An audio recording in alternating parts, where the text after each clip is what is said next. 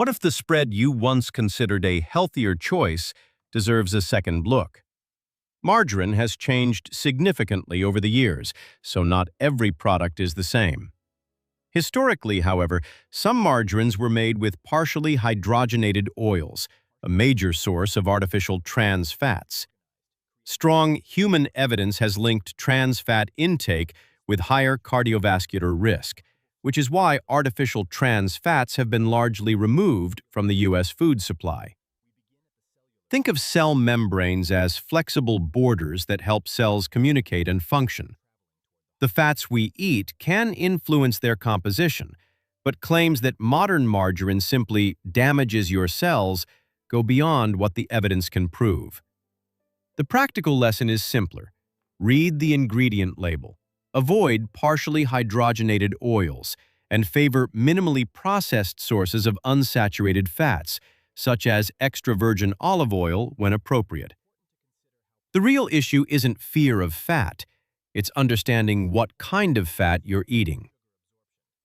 Fruit juice may look like one of the healthiest choices in the refrigerator, but there is an important difference between drinking an orange and eating one. When fruit is juiced, much of its fiber is removed, while most of its naturally occurring sugars remain. Think of fiber as a speed bump. In whole fruit, it helps slow digestion and changes how quickly you consume the sugar. Without that structure, juice is easy to drink rapidly and can deliver a substantial amount of glucose and fructose in minutes. Research suggests that frequent intake of sugary beverages, including large amounts of fruit juice, may contribute to poorer metabolic health, although the effect depends on quantity and overall diet. This doesn't make whole fruit the enemy. In fact, whole fruit provides fiber, vitamins, minerals, and beneficial plant compounds. The practical choice is simple. Eat your fruit more often than you drink it. And that leads us to another food that can appear healthy at first glance. A bowl filled with leafy greens can look like the definition of a healthy meal. But sometimes, the biggest surprise is what gets poured on top. Commercial salad dressings vary widely, and some contain added sugars, refined oils, excess sodium, and a long list of highly processed ingredients. That doesn't mean every bottled dressing is unhealthy, or that vegetable oils should automatically be feared.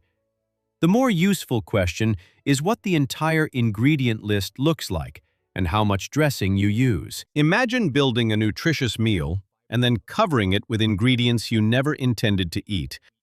That's why reading the label matters. A simple alternative is to make your own dressing with extra virgin olive oil, vinegar or lemon juice, herbs, and spices. You control the sweetness, sodium, and portion without sacrificing flavor. Sometimes healthier eating isn't about changing the salad at all. It's about paying attention to what comes with it. And our next breakfast favorite hides a similar lesson. Breakfast cereal has spent decades wearing a health halo, but the front of the box doesn't always tell the whole story. Many cereals are made from refined grains that have been milled and processed, and some contain substantial amounts of added sugar. Once much of the grain's original structure is broken down, its carbohydrates can be digested quickly, potentially producing a faster rise in blood glucose. But not every cereal behaves the same way.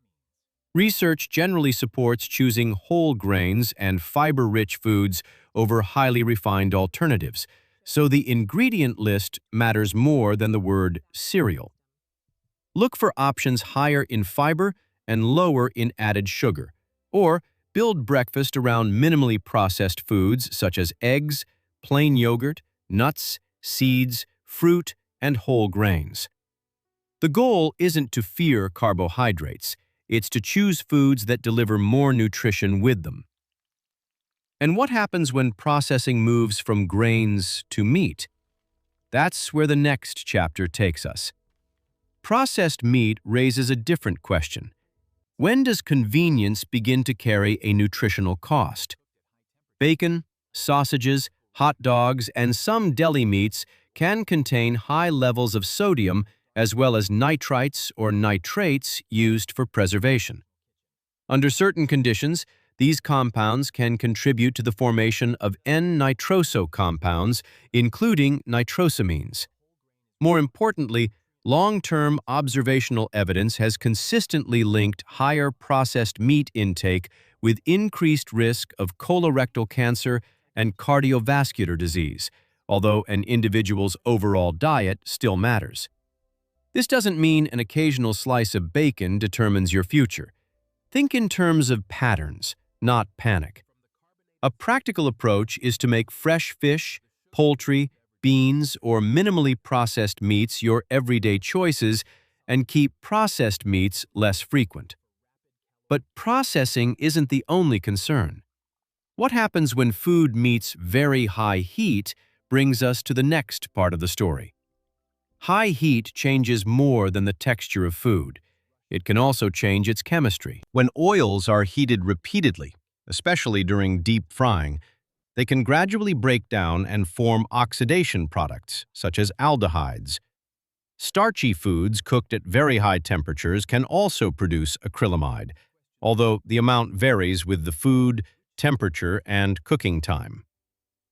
Human research does not prove that an occasional serving of fried food directly accelerates aging, but diets high in fried foods have been associated with poorer cardiovascular and metabolic outcomes.